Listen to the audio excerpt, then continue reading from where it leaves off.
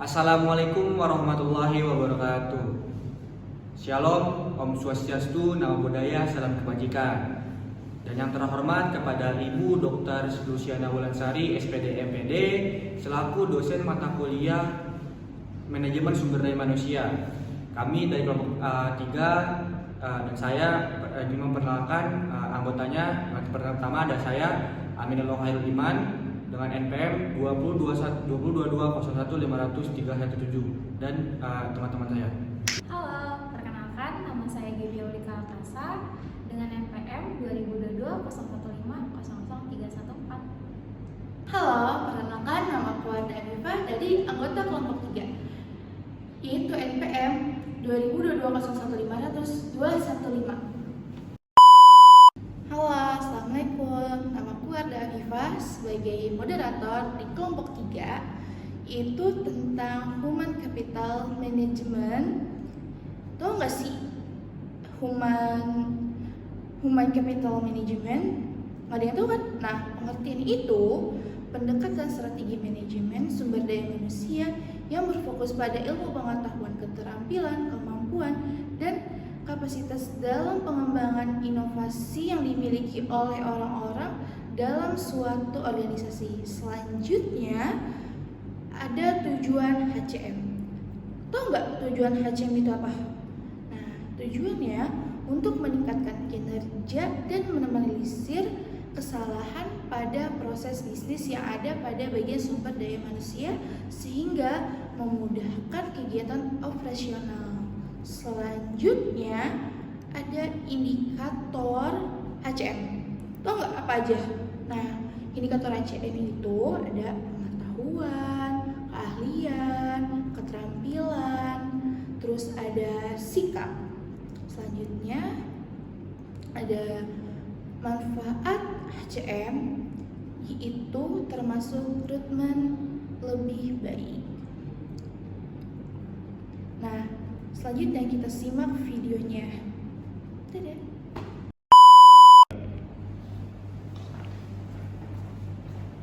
Selamat siang, Bu.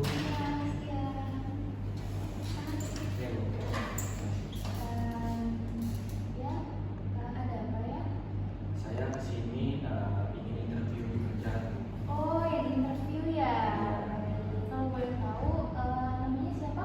Nama saya Aminullah Khairul Iman, bisa dipanggil Amin.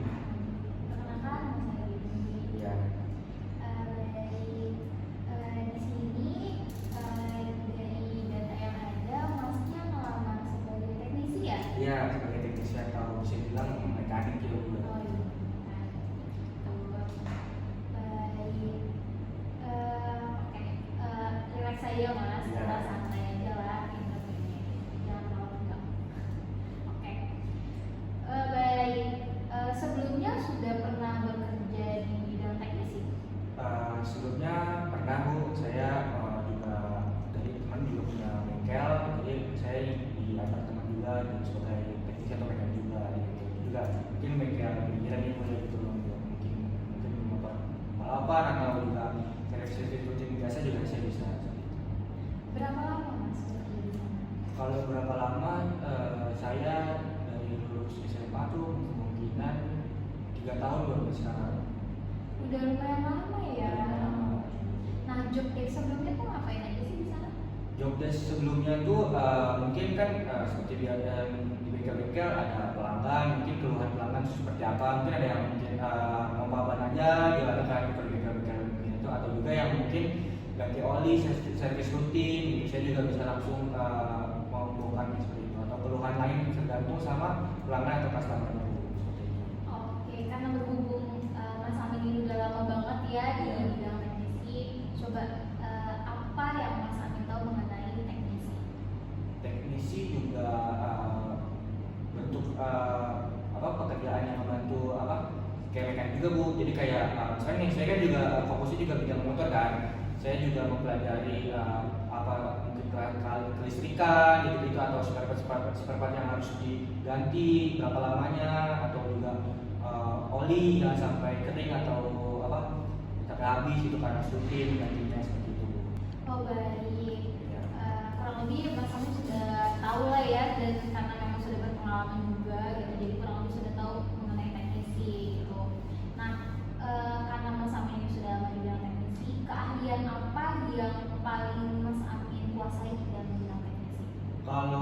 mungkin keahlian yang saya kuasai di diri saya selama saya terus sebagai tenaga teknisi, saya bisa memperbaiki kelistrikan yang mungkin udah rusak di motor. Saya juga bisa memperbaiki lagi Bu. Jadi kayak kan di motor kan juga ada listrik gitu kan, yang mungkin udah tikus gitu kan, seperti itu kan banyak yang mungkin atau korslet atau kena air gitu kan, itu saya bisa memperbaikinya dan bisa hidupkan motor seperti lagi.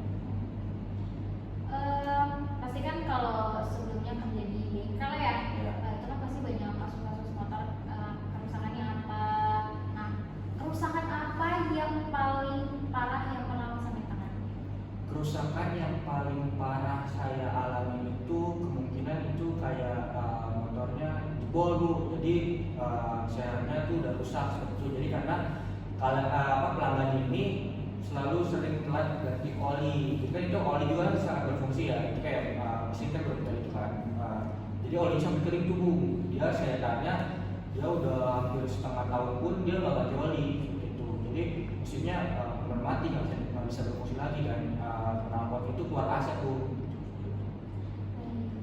Nah, kalau kemampuan yang ada di dalam diri Mas Amin di luar dari bidang teknis, Kemampuan yang ada di diri saya juga saya mampu mungkin bisa berkomunikasi yang baik pada pelanggan, atau pelanggan pasti kan mau konsultasi sama saya Bu ya.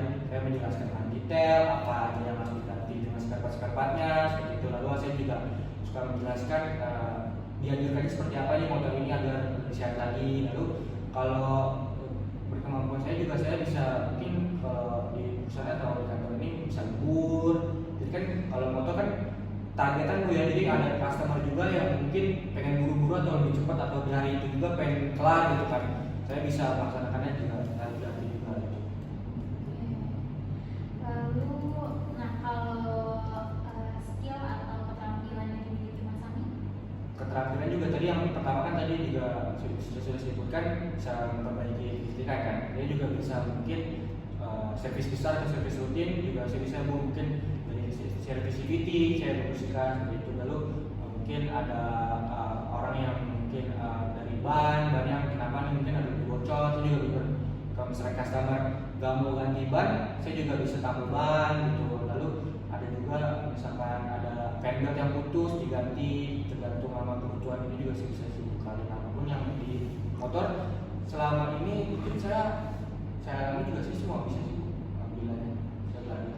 Oke, berarti kan kalau di bidang teknis ini Mas Amin sudah bisa dibilang sudah sangat berpengalaman ya. Nah, kalau tadi kan kemampuan Mas Amin itu kan berkomunikasi dengan baik. Nah, kalau misalnya keterampilan selain di teknisi, selain kemampuan berkomunikasi yang baik itu ada apa aja?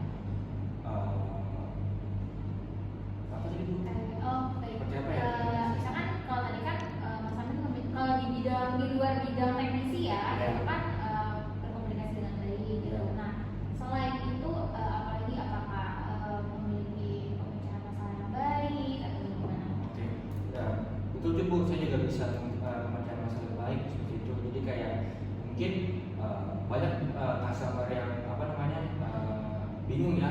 Dia kan misalnya cewek-cewek ini misalkan dia ke bengkel nggak tahu tuh harus ngapain seperti itu kan, kayak apa aja harus diganti gitu kan. Jadi saya anjurkan juga ada beberapa paket-paket servis mungkin yang kayak harus berjalan. Jadi motornya udah berapa lama nih dipakai gitu, setiap hari kah motornya dipakai kemana-mananya. Jadi kayak saya anjurkan sejujur mungkin, dan saya jelasin juga apa yang harus diganti seperti itu.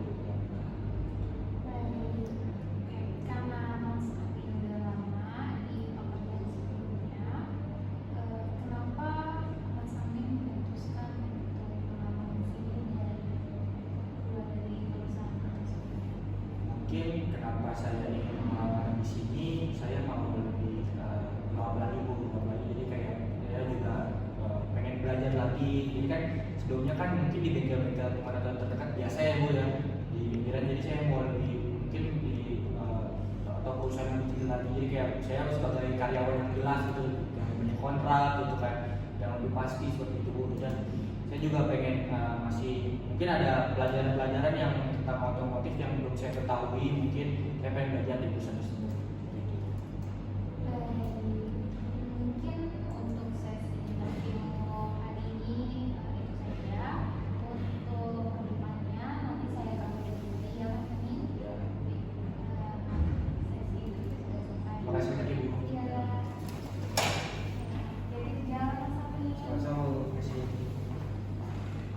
Sekian dari kelompok kami. Mohon maaf bila ada kekurangan dan kesalahan. Wabillahi taufiq wal hidayah. Wassalamualaikum warahmatullahi wabarakatuh.